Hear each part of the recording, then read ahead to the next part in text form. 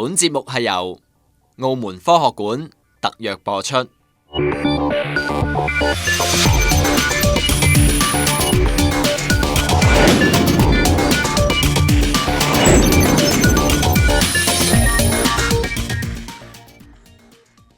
歡迎收睇科創接力賽。澳門科學館除咗建築物本身係一個大型嘅節能減碳教學場地之外，館方亦都透過展覽同管校合作，俾學生了解環保同節能減碳嘅重要性，亦都針對唔同年紀嘅學生制定適合佢哋嘅活動課堂，期望由細培養學生成為環保小先鋒，將環保節能減碳融入生活當中。今集嘅科創接力賽就帶大家去了解一下。哇！原來咧，我哋海面咧見到少少垃圾，原來海底會有更加多。海天先生，咁你諗住點算啊？呢一日，氹仔坊眾學校幼稚園嘅學生唔使去到科學館，一樣可以上到科學館嘅回收分類小課堂。課堂上面，導師會透過生動有趣嘅方式，向小朋友灌輸環保嘅知識。呢度已經揾唔到嘢食啦，所以我只可以離開呢個原本咁靚嘅屋企，去第度揾嘢食同埋住啦。拜拜啦！呢個咁靚嘅海洋。其實因為我哋見到啦，而家垃圾問題咧，其實真係好多啦，而且好嚴重嘅。對於環境保護嗰個咧，都係影響好大啦。咁但係我哋都知道學校咧，其實不斷都推廣緊呢一樣嘢嘅，只係我哋好希望咧能夠用一啲更加有趣啲手段啦，同埋更加深入嘅手段咧，去俾學生啦。咁所以我哋咧喺設計呢個課程上面咧，我哋都加插咗好多唔同嘅環節嘅。咁譬如一開始我哋會透過一個立體書嘅繪本故事啦，讓佢哋咧去同理咗原來對動物嘅影響係好深遠嘅喎，即係對可能係一啲海洋住嘅動物啦，同埋海底住嘅動物啦，佢哋係一個係關於生死嘅問題啦，俾佢哋同理咗啲動物先啦。我哋就要嚟考下大家，可唔可以喺呢一個塑膠回收物上面揾到好似呢一個嘅係啦，呢個回收嘅標誌嘅。記住係一個三角形嘅回收標誌，同埋咧入邊咧睇下揾唔揾到佢寫住幾多號數目字。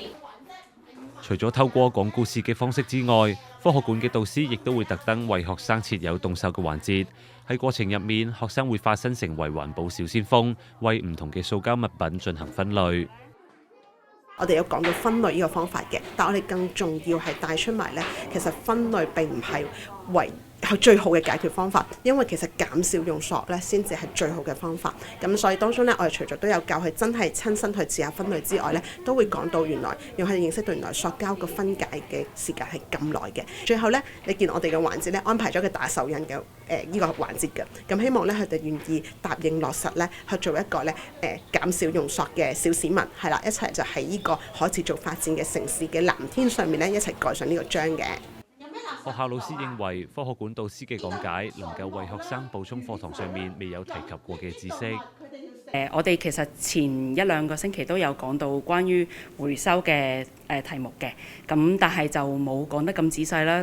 咁但係姐姐佢哋嚟到嘅時候呢，就有透過遊戲嘅方式呢，去佢哋講解翻一啲回收嘅細項。咁係有一啲係我哋課堂上冇講到嘅，咁佢哋可以用到實物呢，去等佢哋分類到嗰啲塑膠係非常之好咯。係啊，我都冇諗過佢哋可以今日都成功咁可以辨別到佢哋啲膠嘅種類咁樣咯。科學館表示，透過管校合作計劃，會針對唔同年級嘅學生，為佢哋量身訂製合適嘅活動方案，並期望透過開展一系列同環保、低碳相關嘅科普教育課程，令學生了解喺日常生活中節能減碳嘅重要性，從而更好咁樣實踐低碳生活。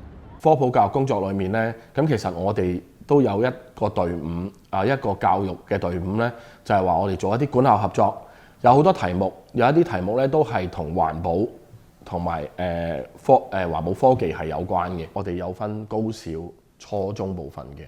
喺高小嗰個部分咧，我哋集中就係話俾佢聽，我哋嗰個低碳生活，譬如我哋嘅出行啊，譬如我哋有陣時點樣節水啊、沖涼啊，點樣喺我哋嘅生活裡面更加接觸到一啲即係更加去做一個低碳生活。去到初中嘅部分啦，甚至要佢哋去計算嘅。我哋可能一啲比較前沿嘅，甚至可能會比較去創新嘅一啲科技嘅，我哋都希望可以帶動俾市民或者小朋友，我哋可以話到俾佢聽，我哋現在係咩情況？我哋亦都希望我哋通過我哋業界或者我哋嘅導師，我哋希望亦都話到俾小朋友聽，究竟喺佢嘅生活，喺佢嘅喺我哋嘅科普工作裏面話到俾佢聽，我哋嘅生活究竟應該點樣更貼地咁去做低碳。基本上啲廢物咧，我哋係兩種處理方法喺澳門嚟啫。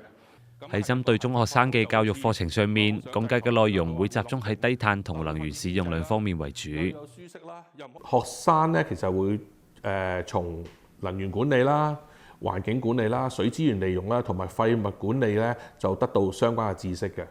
咁當然啦，澳門咧我哋都會介紹澳門同埋國際相關嘅案例啦、法律啦同埋法規。咁通過呢方面嘅知識嘅傳達咧，會使到學生咧能夠知道現今嘅社會我哋面對咗咩問題，同埋咧未來咧喺綠色低碳方面嘅發展嘅趨勢，亦都點樣可以把令到咧可持續嘅有效利用我哋地球嘅資源。另外，佢返到學校之後咧，其實都希望學生咧可以將佢學到嘅嘢咧係實踐喺學校裏邊。咁當然包括啦，可以撰寫啲校內嘅能源使用狀況啦嘅報告啦，同埋碳排放嘅簡報，等佢了解到學校裏邊嗰個狀態係乜嘢。咁呢個係我哋科學館我哋呢個教育，我最希望我能夠做得到嘅。而為咗令學生更容易理解一啲環保嘅基本概念，導師喺設計課程嘅時候，亦都會加入日常生活中嘅例子，令學生從生活上嘅角度進一步認識環保。究竟綠色？咩叫綠色呢？咩叫低碳呢？咁當然係喺從我哋生活開始接觸開始，咁會容易明白好多咯。因為你有啲講得好太深入嘅話，佢都同我好似冇咩關係喎。咁所以我哋喺生活開始一步一步去介紹俾啲學生知道咯。例如可能我坐車，究竟同我綠色生活有咩關係呢？原來車可能燃燒燃油啦，或者天然氣，我哋澳門有天然氣嘅巴士啦，或者有增程式嘅巴士啦，甚至用電車啦。咁有咩分別呢？通常我哋都會喺課程裏邊咧，從最簡單嚟講，究竟澳門有啲咩能源呢？用喺邊一度呢？幾多價錢呢？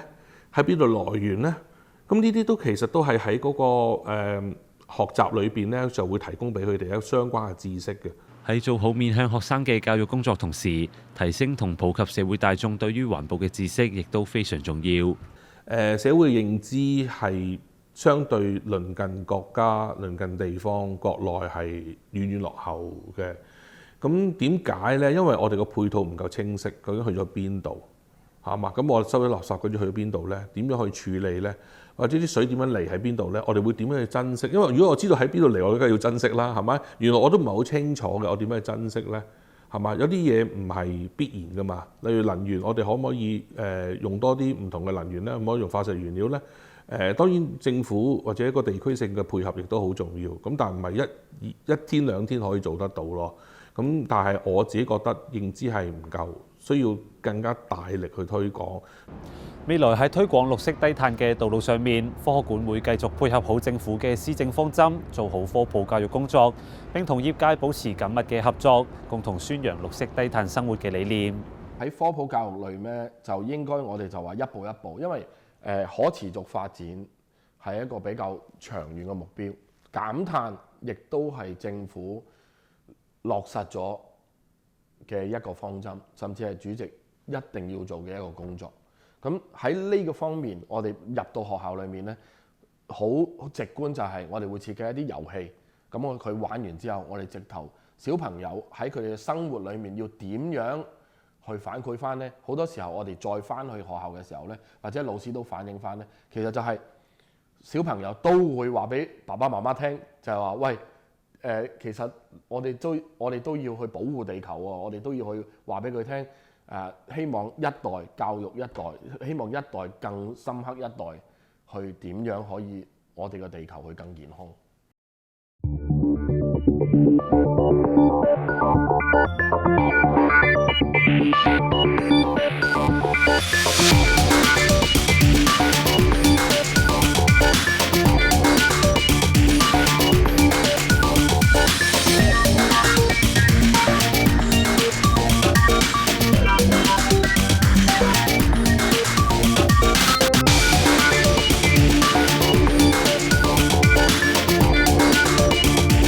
本節目係由澳門科學館特約播出。